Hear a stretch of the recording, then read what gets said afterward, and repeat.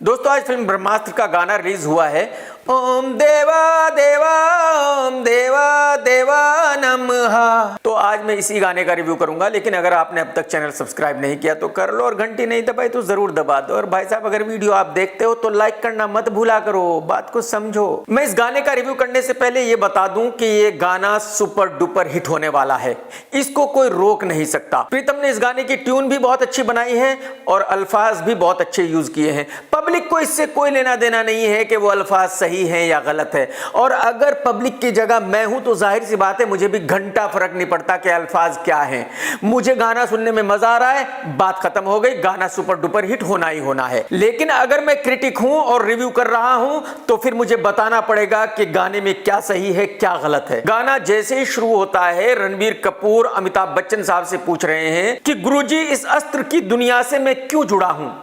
अमिताभ बच्चन कहते हैं कि क्योंकि तू खुद एक अग्नि अस्त्र है, इसलिए भाई साहब तू इस आग से जुड़ा है, इसलिए तेरे चारों तरफ आग ही आग है। करण जौहर भाई साहब एक आदमी आग से बना है, मतलब पे की भी इंतहा होती है, कोई तो लिमिट होती होगी दोस्त। भाई साहब फेंको, फेंकने में कोई प्रॉब्लम नहीं है, लेकिन कम से कम लिमिट में तो फेंको। खैर गाना आगे बढ़ता है और रणबीर कपूर के हाथों पर आग जलने लगती है। इसके बाद रणबीर एक आग के गोले को ऐसे पकड़ने लगता है, ऐसे ऐसे ऐसे ऐसे ऐसे। फिर अगले ही सीन में रणबीर आग के गोले को ऐसे डायरेक्शन देने लगता है। अब रणबीर के मुंह से सांस बाहर निकलती है तो सांसों के साथ आग निकलती है, यानी कि रणबीर के पेट में भी आग भरी है। चारों तरफ से आग ही आग निकल रही है, हाथों से आग निकल रही है, सांसों से आग निकल रही है, से आग निकल रही है, चारों तरफ से आग ही आग निकल रही है। गाने के अल्फाज हैं ओम देवा देवा ओम देवा देवा नमः। ओम का तो कोई मतलब नहीं है, ये एक पवित्र ध्वनि है और बहुत लोग इसे यूज करते हैं ओम। लेकिन बहुत जगह आपने ऐसे भी यूज देखा होगा ओम नमः शिवाय ओम नमः शिवाय। ओम देवा आपने कभी नहीं सुना होगा। जैसे कि मैंने कहा कि ओम एक पवित्र ध्वनि है, लेकिन देवा का मतलब है गॉड, तो जाहिर सी बात है ओम देवा नहीं हो सकता। लेकिन चलिए मैंने मान लिया कि भाई उन्होंने लिबर्टी ली है, ओम देवा यूज किया है। लेकिन जो इसके आगे की लाइन है नमो नमः, जब वो देवा के साथ जोड़ देते हैं तो मीनिंग बिल्कुल अलग हो जाता है, क्योंकि नमो नमः का मतलब है salute you again and again.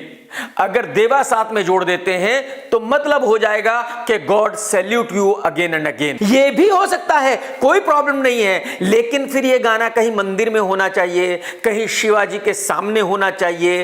ये गाना लड़की के चारों तरफ घूम घूम कर कैसे गाया जा सकता है। इसके आगे गाने में लाइन है दहक रहा हूं बन के शरारा। यहां आपको एक गाना याद आ गया होगा, शरारा शरारा शरारा शरारा मैं हूं एक शरारा। तो एक्चुअली शरारा के दो मतलब है। शरारा का मतलब है चिंगारी, और शरारा एक ड्रेस है जिसको औरतें पहनती हैं, और इसी को ध्यान में रखकर शरारा शरारा गाना बनाया गया था। लेकिन यहां इन्होंने शरारा वर्ड को एक चिंगारी की तरह यूज नहीं किया, बल्कि आग के गोले की तरह यूज किया है। एक लाइन और है गाने में आगे, सब कुछ करके फना करता हूं मैं हवन। भाई फना का मतलब है कि सब कुछ खत्म बर्बाद करने के बाद मैं हवन करता हूं। अरे भाई साहब जब सब कुछ बर्बाद हो चुका होगा, कुछ बचेगा ही नहीं, तो फिर आप हवन कैसे करोगे रणबीर भाई। खैर जैसे कि मैंने कहा कि गाना तो सुपर हिट होना ही है, ट्यून बहुत ही बढ़िया है, लेकिन जब प्रीतम के पास इतनी बढ़िया ट्यून थी, अगर उसमें सही अल्फाज भी यूज किए जाते तो कोई बुराई नहीं थी। और अगर आपको ऐसे ही अल्फाज यूज करने थे तो फिर पिक्चराइजेशन सही कर लेते। और कमाल यह है कि मुखड़े की लाइंस अलग है, लेकिन गाने में इसके बाद जितने भी अल्फाज हैं वो सब रोमांस के लिए यूज किए गए हैं, क्योंकि गाना एक रोमांटिक गाना है। इसके बाद गाना आगे बढ़ता है और रणबीर अपनी धर्म पत्नी आलिया को लेके कश्मीर की बर्फ में चला जाता है। यह बर्फ देखकर मुझे लगा कि भाई अब आग नहीं बरसेगी, अब रणबीर की से आग नहीं निकलेगी, लेकिन सवाल ही पैदा नहीं होता कि बंद हो जाए।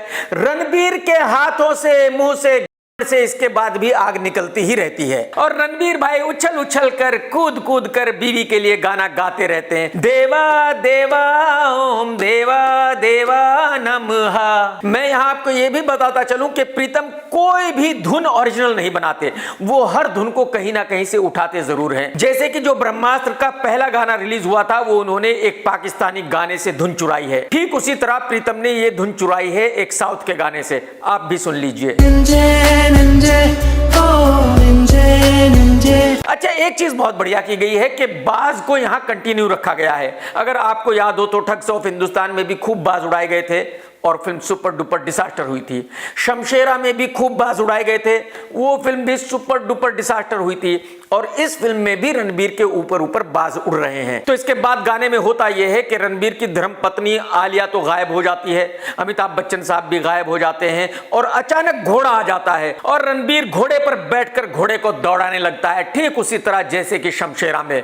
और रणबीर के ऊपर ऊपर बाज वैसे ही उड़ता है जैसे कि शमशेरा में, लेकिन वहां बाज अलग था, यहां बाज भी आग का है। मतलब करण जौहर और रणबीर कपूर ने कहा होगा कि भाई साहब एक कदम आगे का क्या करना है, इस बार नॉर्मल बाज नहीं उड़ाना भाई साहब, आग का बना हुआ बाज उड़ाना है। और बस वही उड़ रहा है भाई साहब।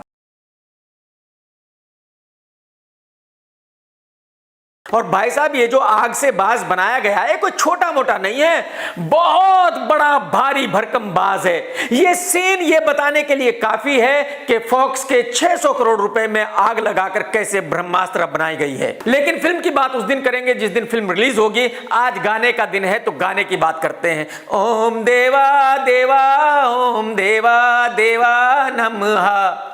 टेक केयर दोस्तों, जय हिंद, वंदे मातरम, सत्यमेव जयते।